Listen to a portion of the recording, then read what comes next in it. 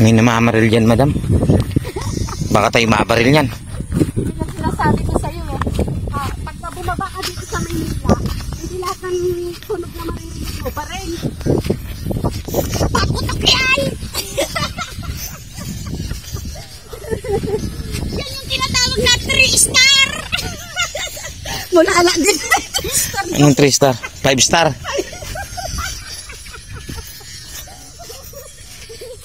Si Lolo Ponso nga nagsasampay, madam. Madam, si Lolo Ponso nga yan siya, oh. Ayan, si Lolo Ponso nga. Lola! Ikaw ba yan? Ay! Sumagot, oo daw.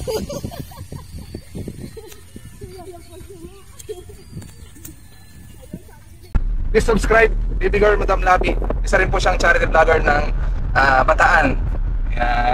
Suportahan din natin si Baby Girl Madam Labi, isang charity vlogger ng Bataan.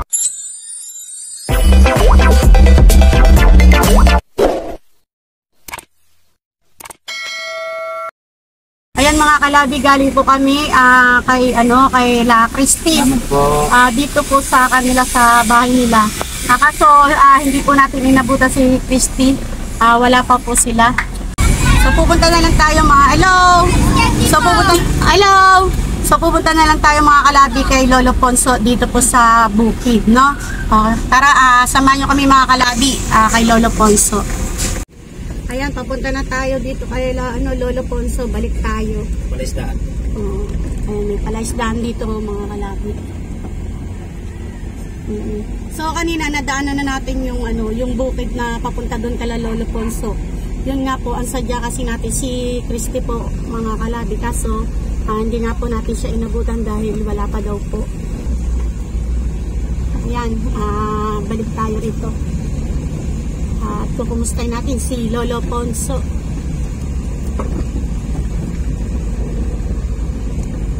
Anong barangay ba to? South, ano ba yan? Ano ba ang Wakas South? Oops, yo! Hirap ng ganito ang kitid. Ayan, nandito na para tayo sa bukid. Kung saan tayo ay maglalakad papunta kay Lolo Ponso. Ayan, doon ulit, no? Ayan. Paparking lang tayo dito.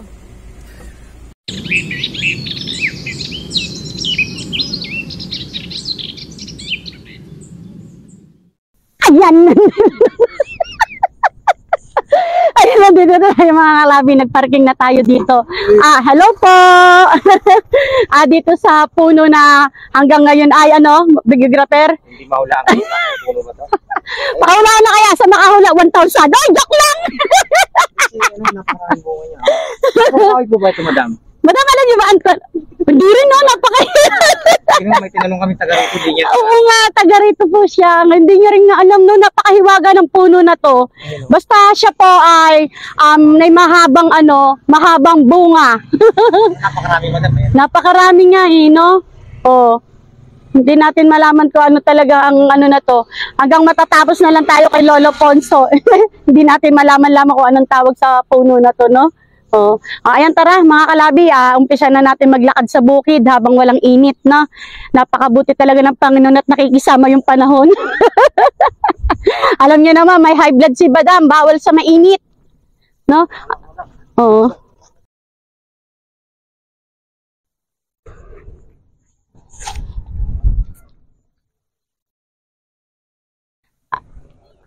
Ayan, may natatanaw akong doon, mga ibon, no?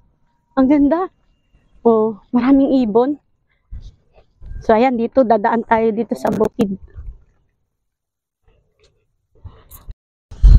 Parang may traso, madam, no? Oo, nakita ko yung muso. Maligo rito? May linta dyan. Nakita ko yung muso ng isda. Isda nga ba yun? Ano to sa bagay, misa kasi pag misa sa nanggagaling sa ilog, maapaw.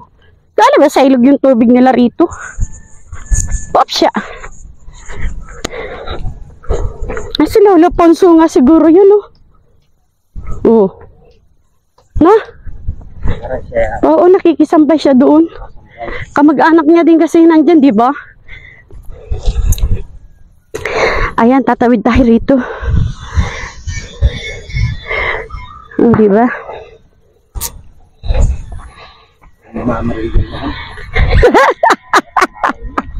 Yan ang sinasabi ko sa iyo eh. Pagka bumaba ka dito sa Maynila, hindi lahat ng tunog na maririnig. Paputok yan! Yan yung tinatawag na 3-star! Mulala din 3-star daw.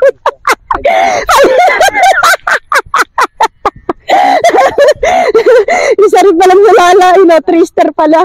5-star. Ha? Oh, si Lola pa so. Lola! Ikaw ba yan? Oh! Sumagot, oo daw. Si Lola po nga. Ayun, sabi ko na yung nakita ko na nagsasampay eh. Ay, napakaingay ko, pasigaw-sigaw pa ako. Mamaya may mga natutulog. Skandalosa talaga. Sabi ko si Lolo Ponso, nakita ko nagsasampay na yun eh. Naku, yung aso, ang haba-haba ng tali. Oh, yan ba yung dati dyan? Ayan, makikiraan po. Yung aso nyo po. May aso sa daan. Hindi naman, dati naman yan dyan. Dati ba yan? Parang humaba ng konti. Nakatorito mo. Oo. Ang linis lagi. O, syempre. Kahit na ang bahay nila, bahay kubo, malinis. Ano yung magandang bahay ay pagkagulo-gulo naman. Diba? Ayan na, inaabangan na tayo ni Lolo Ponso. Abangan na tayo. Sabi si Lolo Ponso yung nagsasampay na. Di nga ako namali. Sipag talaga ni Lolo Ponso. Ayan, medyo ginijengal-jengal ako. Ay, ang cute! Mag-videography ang cute niya, oh. Oh. Teka lang, tay. Diyan na ni. Ha? Oh, naglaba ka yata, tay. Oh. Tay, bigyan ng microphone daw. Yes, para ang boses ni tatay kasi medyo mahina. Ano? Kumusta, tay? Ay, mabuti, ma'am. O ano pong nangyari sa nyo kahapon sa JBL po? Ano po? Sabi ng doktor, ma'am, kuhan, babalik kami sa January 3 daw kasi kuhan, darating yung specialist ng doktor. Kasi medyo delikado daw yung kuhan kasi may butas daw yung mata ko. Ay! Ayun! Ayun mga kalabi. So bali tayo, hindi natuloy yung operasyon mo kahapon. Hindi natuloy yung opera mo kahapon. Dahil daw po, merong butas daw yung mata ko naman. yung mata nyo. So, kaya kukunin na libro sa ilalim. Sa ilalim na daw, kukunin? Kukunin yung mata mo? Baka ikukun siguro, ma'am. Baka inalaw ko siguro. Ilalabas nila? Kasi kung daw baka nasa ilalim ang dependency yan, sabi nila eh. Kaya kahapon, balik kayo ng January kasi binigyan kami ng yung ano po? Yung para pagbalik namin doon, titingnan kami ng specialist ng doktor.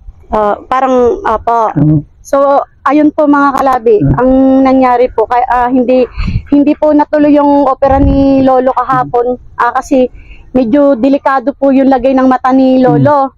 Dahil daw yung mata nga niya ni Lolo ay may butas. Ngayon nandun daw sa may ilalim ng mata. So kailangan na operahan na para ilabas yung mata mo, no? Ako. Kasi kasi yung dinala namin dito, yung pinakita ko yung dala namin sa provincial, tingnan nila mabuti. Opo. Pero kailangan daw espesyalista doktor lang titingin kasi delikado, sabi niya. Ibig sabihin, yung nagtitingin sa'yo, yung nag-schedule sa'yo na doktor, hindi po ba espesyalista sa mata yun? Hindi pa. O bakit nag-schedule ka sa mata na hindi naman pala siya, Lo? Kasi makakala nila mga katarata lang, sandali lang pala yung katarata. Ito talagang medyo may butas daw yung mata ko eh. Di ba po dyan parang sa BGH, alam naman nila na hindi katarata yung mata nyo po eh. Hindi. Kasi sa BGH po, pag katarata, na gagawa na ano naman po nila diyan. Kaya binasa nila ma'am Gagamot naman nila. binasa nila naman yung mga record pati Opo. pinakita. Kaya talagang siyempre yung specialist na raw ang titingin na kung kasi delikado yung mata mo, hindi basta-basta ko din, sabi niya sa akin. Kailan binasa po yung ano nyo? Yung papel nyo na galing niya? Yung Galing sa BGN. kailan po binasa? Kahapon lang. Noong una pa, Anong una pa tapos O, December 10. December 10, tapos pangalawa, tinin uli. Ang dalawang doktor ang tumingin. Kasi nga hindi nila gaanong ano yun, madam. Hindi nila master yung gano'n. Talagang Oo. specialist talaga. Specialist. Mag-decide o. At saka bukod doon, siguro sabi ni nakausap ko si Christy, pero galing kami sa kanila, wala siya ngayon. Hindi namin siya inabutan. Banggit niya po sa akin na may pinatak nga daw po sa inyo sa mata niyo kahapon. Para medyo kontawan, medyo parang gusto nilang makita talaga. Opo. Kaya may dalawang beses na pinatak nila sa mata ko. O, tas yun daw po, oobserbahan daw po iyon. Ngayon daw po, kapag halimbawa na, pagbalik nyo daw po sa January 3, tama ba po yung sinabi ni Kriste? Na pagbalik nyo daw po sa January 3, hindi pa rin po kayo totally ooperahan. Kasi oobserbahan pa nga daw yung mata nyo. Titignan daw po sa January 3, sa pagbabalik nyo po doon, kung dapat po bang operahan o kung makukuha daw po ba sa gamot? Tama po ba? Ganun po yung sinabi. Ayun po sa ating pong sa ating pong generous sponsor. Ayun nga po yung resulta kahapon. Hindi po natuloy na operahan si Lolo kasi nga daw po medyo delikado daw po na may butas daw po yung mata ni Lolo. Nasa itim po. Kaya kailangan talaga munang oobserbahan daw po muna. Nga, gaya ng sinabi ni Lolo na may pinatak na daw po. So, ngayon, pagbalik nyo po sa January 3, doon nyo po malalaman kung mauoperahan po talaga at kung makukuha sa gamot. Pero may binanggit din po si Christine, sabi niya daw po, kung sakasakali daw po makukuha sa gamot, magagamot daw po kayo. Pero kung hindi daw po makukuha talaga sa gamot, ooperahan daw po kayo. Kaya lang daw po, ang mayroon lang daw opera dito sa JBL, sa 2025 pa. 2025. O, paano yun? Po, nababalik kayo sa January 3, tapos hindi nakuha sa gamot, ooperahan kayo. Ganda. Sa January po natin na ito, 2024 pa lang po tayo. 25. Doon para sa 2025. No? Ba't ganun? Oo nga. Ganun ba yun, Lo? Paano? Delikado, pero... Di bulag na yung tao, no? Pagka ganun. Oo. Kaya nadadami na isa-isa. Hindi ko sinabi na kay Doc na Ano ba namang klaseng hospital yun? Mayroon bang ganun, Lo? Dalawang doktor lang tumingin talaga. Na, bakit kailangan sa 2025? Di ba naipaliwanag po sa inyo? Hindi po naipaliwanag? Paniwanag. Ano daw pong dahilan? Kasi baka doon siguro yung mga aparato nila darating sa kanya. Ay, walang aparato doon, ganun. Talagang pagkakunang talagang sa mata. Naku, baka pagsapit ng 2025, ngayon pa lang po, nawawala na yung paningin mo, Lo. Medyo ko na. Yun lang ang nakakalungkot, Lo. Kasi po, di ba po, nakapag-usap na po tayo na dahil po sa nangyari kay Nanay Birang po, nung nabarangay po ako, sa totoo lang, labis po talaga ako nasaktan, Lo, kaya po, hihinto na po ako sa pagcha-charity. Paano po yan, Lo? Baka po hindi na kita matulungan sa po, kung aabot pa kayo ng 2025. Dahil mga kalabi, si Lolo Ponso po, tinatapos na lang po namin. Dahil... Maraming salamat matapos sa ma'am kasi talagang mahirapan ako sa ako. Kaya nga po, Lo, tuwan-tuwa ako nung na-schedule po sana kayo kahapon para operahan. Dahil sabi ko, tamang-tama sa paghinto ko po sa pagcha-charity. At least kahit pa paano, makakakita na kayo. Kaso sa nangyayari po ngayon, paano po yun, Lo? Wala na akong magawa ma'am, talagang hihinto na tayo. Nagpaalam na rin po kasi ako, Lo, sa mga sponsor po. Ayan po, mga kalabi, hindi po natuloy yung opera ni Lolo kasi nga, gaya niyan po, medyo maselan yung pala ni Lolo, yung mata ni Lolo dahil may butas nga kagaya ng sinabi ko. So ayun, mangyayari po sa January 3, doon pa po malalaman kung makukuha pa sa gamot yung butas doon sa ilalim ng mata niya na malalim na banda doon sa itim na mata ni Lolo, no? Sa January 3 po, pagbalik po nila, doon po malalaman kung magagamot ba si Lolo o kung ooperahan. At kung sakaling ooperahan po si Lolo sa 2025 pa.